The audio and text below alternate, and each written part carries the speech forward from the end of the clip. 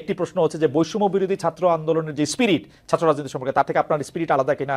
দুই হচ্ছে শিবির আর ছাত্র সমাজ প্রকাশ্যে এসে সভাপতি ভিসিদের বৈঠক করা, সেটিকে আপনারা কিভাবে দেখছেন? দেখুন, আমি অ্যাডভাইজার নাহিদের কথাগুলোকে আমি একটু আগে যেটা উনি বলছেন ওগুলোকে আমি সমর্থন করেই বলছি। যারা হত্যা, সন্ত্রাস, রাহাজানির সঙ্গে জড়িত ছিল আইন অনুযায়ী তাদের বিচার হবে। আর যারা বিভিন্ন বিশ্ববিদ্যালয়ে ভাইস চ্যান্সেলর হিসাবে ছিলেন, এই ভাইস চ্যান্সেলর হিসাবে কিন্তু একটা অবৈধ সরকারের অবৈধ নিয়োগ ছিল, সুতরাং তাদেরকে এখানে নিয়ে আসা এটা আমাদের দায়িত্বের মধ্যে পড়ে না। আর আইন অনুযায়ী যাদের বিচার হবে, বিচারের প্রক্রিয়ায় তাদেরকে সেখানে মোকাবিলা করতে হবে। আর সাধারণ ছাত্ররা ঢাকা বিশ্ববিদ্যালয়ে বলেন আর বিভিন্ন শিক্ষা প্রতিষ্ঠান বলেন, তারা তাদের উন্মুক্ত ছাত্র রাজনীতি থাকাটাই উচিত। কারণ ছাত্র রাজনীতি যদি না থাকে তাহলে দুর্বৃত্তায়ন কিন্তু বেড়ে যাবে, এটা সন্ত্রাস, অত্যাচার, নির্যাতনের মাত্রাও বেড়ে যাবে। তবে আমরা যারা লেজুর ভিত্তিক ছাত্র রাজনীতির কথা বলার চেষ্টা করছি, আসলে লেজুর ভিত্তিক ছাত্র রাজনীতিকে আমরা ওন করি না।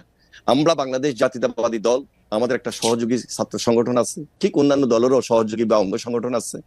তারা তাদের রাজনীতি অবশ্যই করা উচিত, ছাত্র রাজনীতির ভাবমূর্তি রক্ষা করে ছাত্র রাজনীতি করতে হবে। হ্যাঁ, এখানে যেটা সাধারণ ছাত্রদের পক্ষ থেকে কথা উঠেছে যে ছাত্র রাজনীতি আসলে বন্ধ করবে কি করবে না, সেটার জন্য ডায়ালগ হতে পারে, আলোচনা হতে পারে, এবং সেটা কি কি ছাত্র রাজনীতির সংস্কার হতে পারে, গুণগত পরিবর্তন আনা যায়, এবং ছাত্রদের জন্য ছাত্র রাজনীতি, শিক্ষা প্রতিষ্ঠানের মধ্যে যেন ছাত্র রাজনীতি সেটা ছাত্রদের অধিকার প্রশ্নে থাকে, সেগুলাকে প্রাধান্য দিয়ে সকল রাজনৈতিক দলের সঙ্গে যদি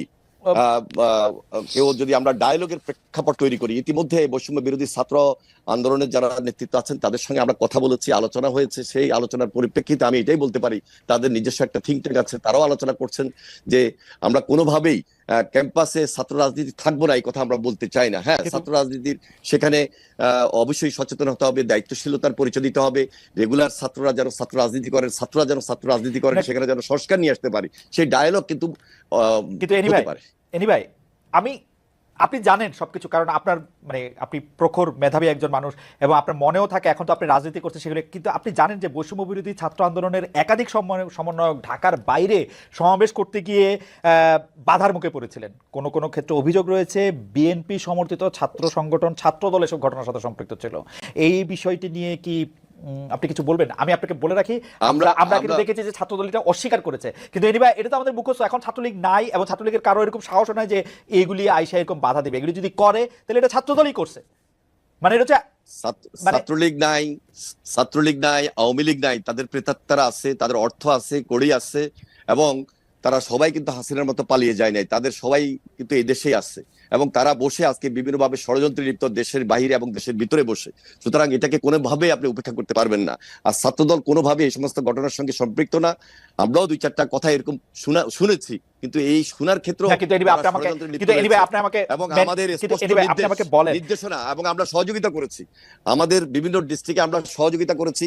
আমাদের এই বৈষম্য বিরোধী ছাত্রদের ভিতরে লুকিয়ে থাকা কিছু কিছু দুর্বৃত্ত কিন্তু থাকার হয়তো চেষ্টা করছে, হয়তোবা এরা বৈষম্য বিরোধী ছাত্রদের নামে না, কিন্তু ষড়যন্ত্র করছে যারা করার। আমরা এই ব্যাপারে খুবই স্পষ্ট, এবং আমাদের ছাত্র সংগঠন জাতীয়তাবাদী ছাত্রদল আমরা সর্বাত্মক সহযোগিতা করছি এই কারণে যে এই দেশে ছাত্র রাজনীতির ভাবমূর্তিকে আমরা পুনরুদ্ধার করব, এই দেশে ছাত্র রাজনীতি যেন থাকে। এবং আপনি তো এত চমৎকার বলেন, শুনতে ইচ্ছা করে শুধু, কিন্তু আপনি এটা বলেন যে আপনারা ছাত্র দলের পক্ষ থেকে এরকম কথা শুনতে পাচ্ছেন না যে আমরা এতদিন ধরে 15, 16, 17 বছর ধরে রাষ্ট্র ক্ষমতায় নাই, রাষ্ট্রের বিভিন্ন নিপীড়ন যন্ত্রের মুখোমুখি হয়েছে, এখন আবার নতুন করে ক্ষমতাটা, বিশেষ করে তরুণদের বা যুবকদের ক্ষমতাটা আরেকজনের কাছে যখন যায় প্রকটভাবে, তারা সেটিকে আসলে সমূলে প্রথম থেকেই এটিকে উৎপাদিত করতে চাইবেন, এবং সেটিতে আপনাদেরও নির্দেশনা চাইছেন যে তারা এটি করার জন্য। দেখুন, আমাদের যে বয়স, আমি যদি আমাকেই বলি, যে বয়স, আমি নিজেকে এখনো তো বলি না যে আমাদের তরুণ পার হয়ে গেছে। ঠিক একইভাবে আমাদের ভারপ্রাপ্ত চেয়ারম্যান তারেক রহমান, তিনিও কিন্তু আমাদের তরুণদের নেতা। আর আমরা স্যালিউট করি যে এই দেশে তরুণদের নেতৃত্বেই আন্দোলন অতীত হয়েছে, ভবিষ্যৎ এবারও হয়েছে, এবং ভবিষ্যতে তরুণরাই দেশ গড়বে। সুতরাং তরুণদেরকে গাইড করা, তরুণদের সঙ্গে থেকে দেশ গড়া, এটা আমাদের কাজ, এটা আমাদের স্পিরিট।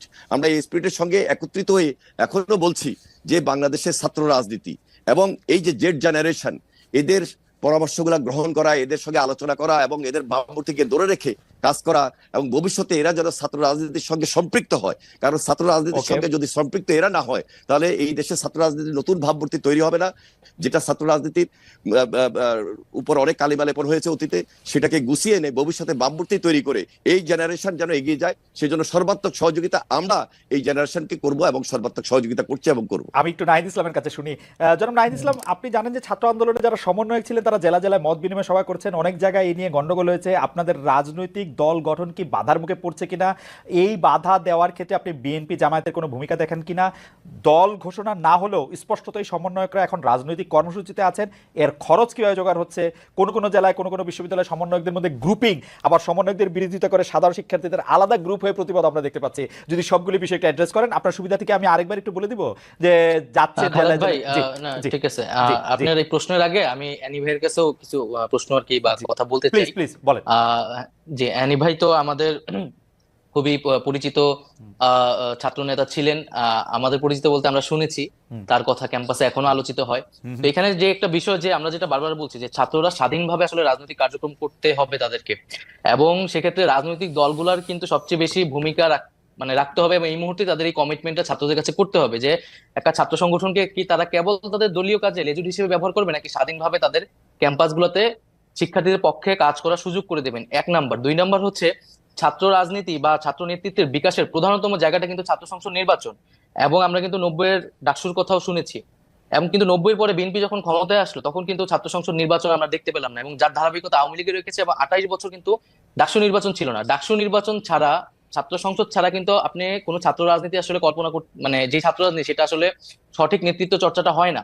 তো ছাত্র সংসদ এই নির্বাচনটা আসলে এই বিএনপি যদি ক্ষমতায় আসে তারা এটা অব্যাহত রাখবে কিনা, বা তারা পূর্বে এটি রাখেনি কেন, এই বিষয়টি আমি তার কাছে জানতে চাচ্ছি। আর দ্বিতীয়ত আপনি যে বিষয়টা বললেন, এখানে বৈষম্য বিরোধী আন্দোলনের পক্ষ থেকে বা আমাদের কারো পক্ষ থেকে কিন্তু রাজনৈতিক দল করার কথা বলা হয়নি, এবং এটি আরো স্পষ্ট করছি, আমরা দুইজন যারা এখানে সরকারে এসেছি তাদের সাথেও কিন্তু বৈষম্য বিরোধী আন্দোলনে একটা তফাৎ ঘটে গেছে, এবং আমরা কিন্তু তাদের সাংগঠনিক কার্যক্রমে এই মুহূর্তে যুক্ত থাকছি না, কারণ আমরা সরকারের কাজেই মনোনিবেশ করছি। বৈষম্য বিরোধী ছাত্র আন্দোলন তার যে দাবি দেওয়া, তার 1 দফা 9 দফা, এগুলো কিন্তু এখনো পূরণ হয়নি, হত্যার বিচার হয় নাই, আহত এবং শহীদ পরিবারদেরকে এখনো সহযোগিতা পৌঁছানো যায় না, তারা কিন্তু সেই দাবিগুলো নিয়ে কাজ করছে। সেটার জন্য বৈষম্য বিরোধী আন্দোলন দেশ পুনর্গঠনে ছাত্রদের জায়গা থেকে কাজ করছে, এবং সারা দেশে যে শিক্ষার্থীরা আন্দোলন করছে তাদের সাথে একটা মত বিনিময়, তারা কি ভাবছে সেই জায়গাতে কিন্তু তারা আমাকে একটু সাহায্য করবেন।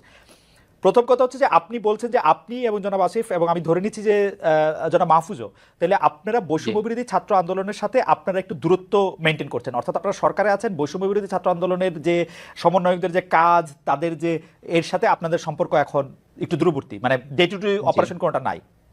জি, আচ্ছা, বৈষম্য বিরোধী ছাত্র আন্দোলন কোন সরকার দলীয় কিন্তু প্ল্যাটফর্ম না, আসলে এটি একটি স্বতন্ত্র প্ল্যাটফর্ম, অভ্যুত্থান নেতৃত্ব